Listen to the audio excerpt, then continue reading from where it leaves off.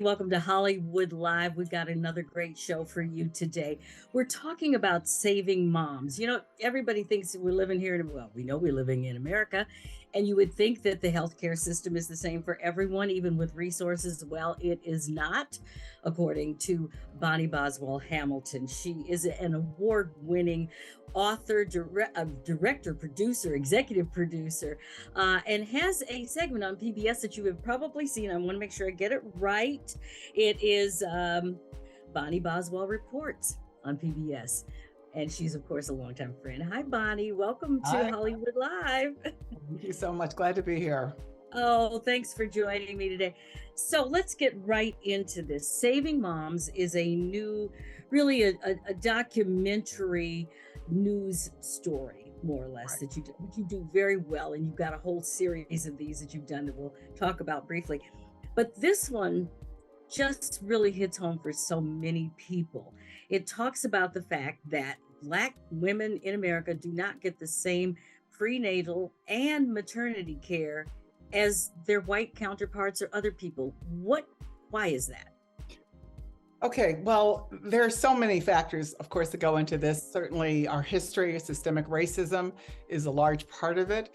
But also, there's a systemic structure within the healthcare industry that really needs overhauling. As I talked to various people, especially professionals in this area, they were able, and we document this in the film, to talk about some of the things that happen when doctors are encountering patients. So a lot of times if somebody's presenting in a particular way, there might be a tendency to deny what's going on, and then, to dismiss what's going on, and then to delay remedies. So there's just so many things that are happening on that level. I want to back up a little bit though before we start talking about Black women, because that I was in the film, I said we're like the canaries in the coal mine, because it's not just Black women. I mean, that I don't want to racialize it so much. We have to talk about it because we are, so far worse than everybody else. But when you compare white women in America to European women writ large, white women do poorly here as well, considerably. So they have something called a maternal mortality ratio. And so, for example, in the United States, the ratio of deaths per 100 live births for white women is 19, okay? For Black women, it's 55. But Wow. for European women, for women in France, it's only 8. So, the disparity exists in that way too. So the point is that if we start correcting things for the people who are challenged the most, then we correct it for everybody. For everybody. But that's always the case, though. Black people always step in, make things happen, make it better, and then everybody just walks right on through the door, is what I always say. Exactly. All that being said, my biggest takeaway from your documentary, which is, of course, called Saving Moms, and we're going to talk about where people can watch this because it really is a must see, was the fact that the whole OBGYN kind of thing that we do, the medical profession of OBGYN, which is obstetrics and gynecologists, was based on a doctor who experimented on slave women. I was just blown away. Tell me about this story. Exactly. So Marion Sims became what people in the past would call the father of obstetrics and gynecology. Of course, again, setting this pace, we have to really think about the fact that Black women in particular, women who came enslaved from Africa, brought their skill sets with them. So they were birthing Black children and white children, all the time. But then at a certain point, it became, I want to say, medicalized, right? So perhaps we can talk about the financial incentive for this, but it became something where the women were moved out of that primary responsibility. And so men, and white men in particular, really were taking this over, and they would experiment with women without anesthesia to see what was working and what was not. So some of the tools that we might use now might have come out of that experience. So yeah, so it's again, kind of giving our bodies up for experimentation, which, again, as Black people, we've unfortunately been subjected to that in many different spheres. I know, we really have. It's unbelievable. So, how does, you just mentioned something. that we now have called midwives, the women who came 400 years ago that were birthing babies. I don't know what they called them in Africa, but in America they called them midwives. And it was a huge, and still is a huge profession. I know a woman recently that had a midwife as her birther, because a lot of women, a lot of younger women today like to do this at home. I'm not sure why, but anyway, so be it. And midwives are very important.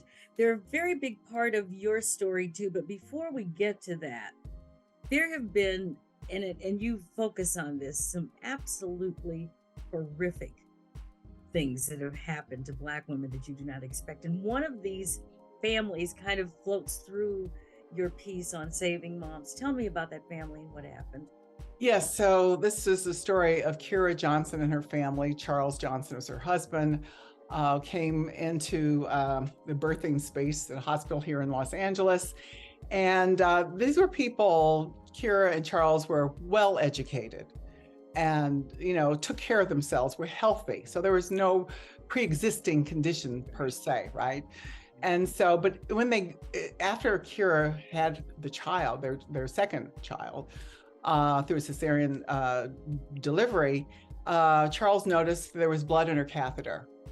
And so that was around, I think, 4 o'clock or something in the afternoon. And so he tried to get help for her. And he was asking the nurses and like, where's the doctor? And, time is clicking by. And initially the doctor says, okay, we need to get this get information, but it doesn't happen. It doesn't come. So she doesn't get, and Charles is going through this feeling like, what can I do? How can I advocate more? What is, what should I have done? Because ultimately she gets to go, the doctor says, okay, well, now we're going to take you to surgery. And she goes into surgery and he tells Charles that, don't worry, you should be back in 15 minutes. And by that point, she was bleeding internally and she passes away. And so Charles is left with this feeling, as he describes in the film, of, he relives this all the time. He relives this every day. And the wonderful, amazing thing about Charles is that he has turned his pain into activism. So this is what happened. And unfortunately, it happens too often. A situation happened like this here in Los Angeles not that long ago again. It's happening all over the country. And so we have to start putting things in place, and certain things have started to happen. Like you talk about one thing, like having doulas and midwives involved. Now, the midwives and the doulas that I've talked to here in Los Angeles, Kindred Space LA, really do work also as a backup with Martin Luther King Community Hospital. So it's not to deny that. And one of the women I talked to who was at King Hospital was saying, you may need to have this service as well. So it's not about, not having the support of a hospital. But when you have the doulas working ahead of time, you're really giving information, comfort, and the midwives know how to deliver babies. So they will help out. So it's a kind of care that you get before, during, and after. And those parts are all important because they found that, women die, sometimes in, beginning part of it, during and after postpartum care. So anyway, but the point is that right now, at least in California, there's been an effort to really include midwives and doulas in the process. Doesn't always happen though. You have to have hospital staff that can say, okay, bring them in, let them in. So it's a work in progress. Do you think it's a comfort factor also for African-American women or women of color to have a doula, or a doula as they're called, or a midwife? Only because a lot of times in hospitals, like what happened to Kira, which I remember that story, it became a big national story because it was so unbelievable that this young mother would die suddenly from having childbirth in something that could have been prevented. Right. Exactly. But is that part of the problem, that we don't often feel comfortable, or they don't make us feel comfortable, or they dismiss us way too often? Yeah, absolutely. I mean, and one of the doctors who was talking, Camila, was sharing her experience as a doctor, but also as a patient. And she said she deliberately chose an African-American female doctor. So she would have somebody who could really she could have comfort in, and also she felt would be really sensitive to her needs. But there's also this aspect of really being able to have more Black and brown doctors, right? So we need to train more people in that space. And then we also, with the people who are maybe not Black or brown, we need to sensitize them to what they should be doing and they're not doing. And one of the things I really liked about the interviews I did was Dr. Elliot Main, who was very fundamental in terms of creating these maternal quality care review boards in California, which has really changed the game here. He was so open about reflecting on himself and saying, when he said his adult children called him out on, like some of the things that he was saying, and he was saying, I didn't realize that I was doing that. He said, shame on me.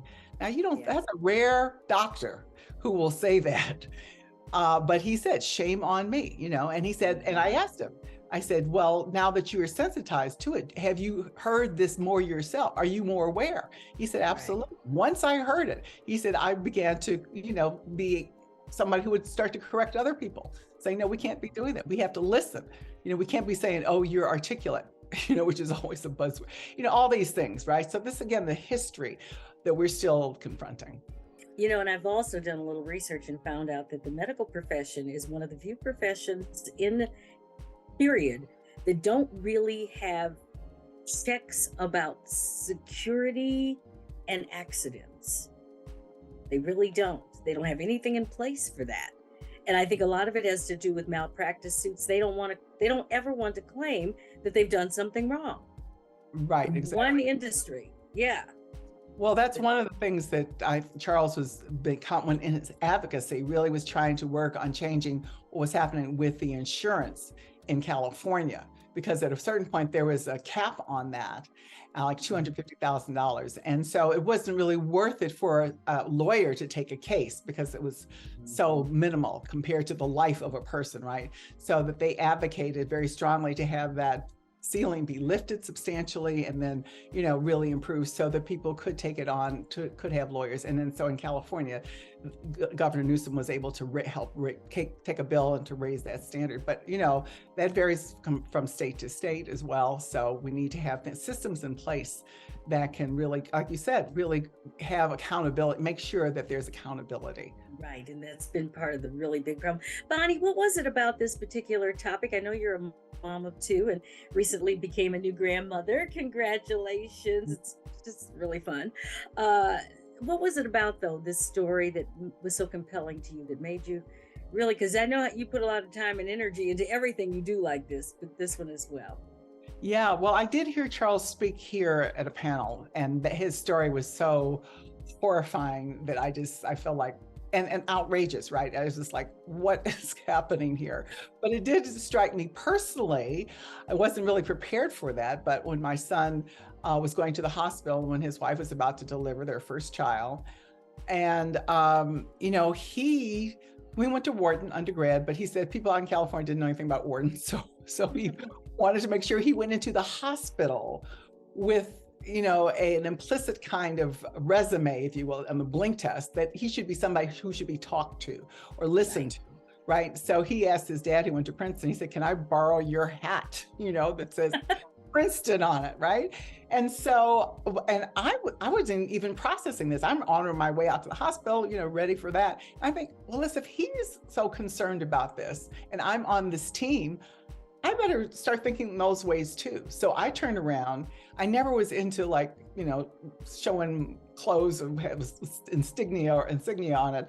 But, I happen to have a shirt from MIT where I went to grad school, and I put that shirt on, the sweatshirt on, because I wanted somebody to know, okay, take her seriously a little bit more than you might have otherwise.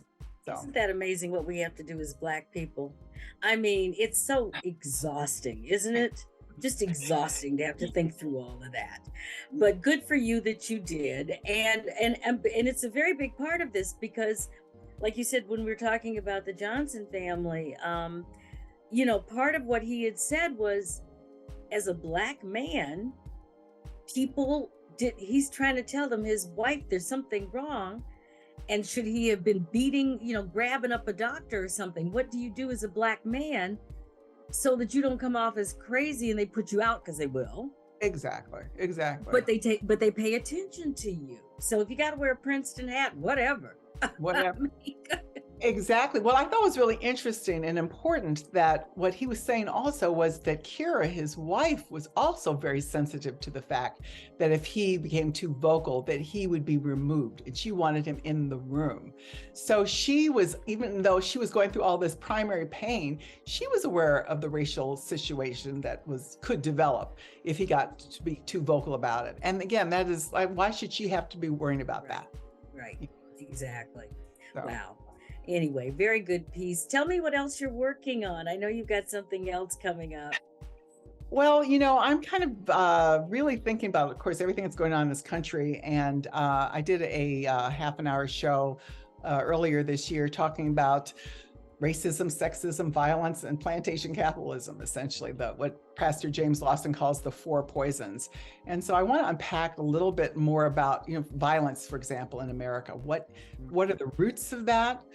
How are we dealing with it? I mean, you look at, you know, every day you go on the news or every day now you hear something, and what I'm concerned about is that it happens so much that people don't care anymore. They get anesthetized to it, right? That's also a danger. Yeah. This is horrifying. And so we have to really think deeply about ourselves as human beings. And so anyway, I want to explore these topics a little bit more, because what I'm most concerned about is that, you know, we don't lose our humanity. You know, if we can't get outraged by some of these things and put in place things that are hopeful, we are better than this. We are all better than this. So that's what I want to bring, the joy and the beauty, and also being able to talk about stuff that's not working.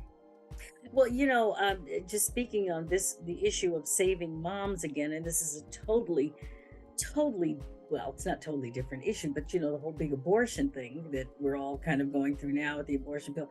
And that's a whole other topic that we could talk about. But as it relates to saving moms and people of color, and again, you know, we're Black Network, so we talk about Black people. So, how do we fit into that conversation? Because the way I understand it, it's really about Planned Parenthood. It's about people being able, obviously, control their bodies and their lives.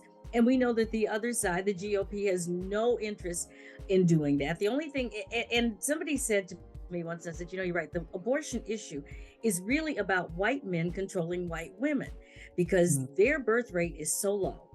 It's like almost non-existent, and they know that. And so they want to be able to control their women to have as many kids as they possibly can. And everybody else kind of got swept along in it. I don't know what you feel about that, but just how do we fit into that equation? Well, I think historically we do have to go back and really look at the fact that women have struggled to be able to maintain control over their bodies for such a long time. I mean, certainly African American women, enslaved women, didn't have control over their bodies for so long. And so here we are. I mean, I feel like hopefully this is like a relic of racism, all this stuff that's going on. Maybe this is kind of saying, I know part of the reason people are fearful is there's the idea that the country will become predominantly a minority, so to speak, quote unquote, and while I'm in fear of that and whatever. But the point is that it all comes from a very negative place of, and also just uninformed, basically, right? that we are all connected. I mean, that's the thing that's so bizarre is, you know, we act against, and we are acting against really what life is about, which is propagation and, you know, fulfillment and protecting the women and being really respectful of women who bear the future, you know. And so it's all of that. But so I think the main thing is that we have to recognize that as women, we are powerful, we are strong, we are the protagonists of our own stories. We have to advocate for ourselves and, you know, and find the allies, join men, women, whatever, whomever, because we are all a community together. And if you've ever done 23andMe, which I hope everybody does, I hope everybody just has that coming out as soon as they're born, because you see that we're connected. I never thought I was 40% of European descent. Where there was nowhere in my knowledge base that was true, right? But you know, except when I went to Africa and the little kids called me white girl, which happened too. I was like, look around, who? Oh, yeah. Who are you talking to? Who are you talking to? But that's what they saw. They saw the difference, right? So the point is that we are all 99.9% of our DNA is similar to whoever it is that we're looking at, right? So we have to go back and find these connective tissues and really give women and children, young people, everybody, you know, the kind of respect that they need, so they don't have to go to school worrying about whether they're going to come home or not. That is outrageous. And what makes it outrageous is that in allowing this to happen, we become different people. We become different. We lose our humanity, and we cannot allow that to happen. That is the critical thing. Not in to keep our society. Where can people catch Saving Moms? Well, they can go into the PBS app and it's streaming on kcet.org. And so it's all those spaces right now. We just finished a broadcast here too, actually, in the last month. And so, but we do want to keep on getting it out to other channels and networks and so forth. So we're working on that as well. Well, it's very well done, as everything you do. Congratulations on this, and keep up the good work. And for everybody else out there, you know, it's an important piece because it does talk about us moving forward. Check it out. Saving Moms. Anywhere you can check it out. PBS, start there. KCET, you can start there as well. And thank you so much, everybody, for tuning in today. We love you. Take care of yourself and somebody else. Thank you so much, Tanya.